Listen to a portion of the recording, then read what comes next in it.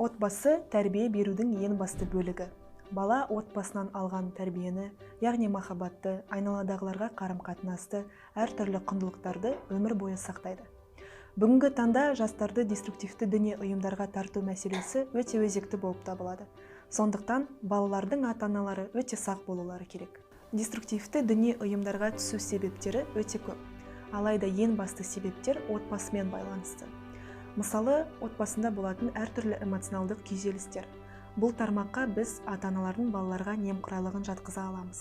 Ата-аналар өз істермен айналысқанда, олардың балалары екінші орынға шығады.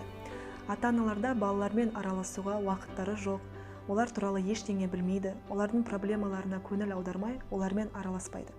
Ал ата-аналардан махаббат пен назарды алмаған бала, бұның барлығын басқа адамдардың, яғни бөтен адамдардың арасынан іздестіру мүмкін. Эмоционалдық күйзелістердің екінші тармағы ол дау-жанжалдар. Әрине, кез келген отбасы өмір кезеңінде әртүрлі дау-жанжалдармен кездесуі мүмкін. Алайда олар ұзаққа созылатын болса, ең бірінші зардап шегетін ол бізде әрине бала. Осындай кезде, осындай дау-жанжалдардың кесірінен бала үйден мүлдем кетіп қалу мүмкін. Ал осы уақытта балалардың деструктивті діни ұйымдарға кетіп қалу қаупі бірден өседі. Келесі себеп ол қоғамдағы жалғыздық.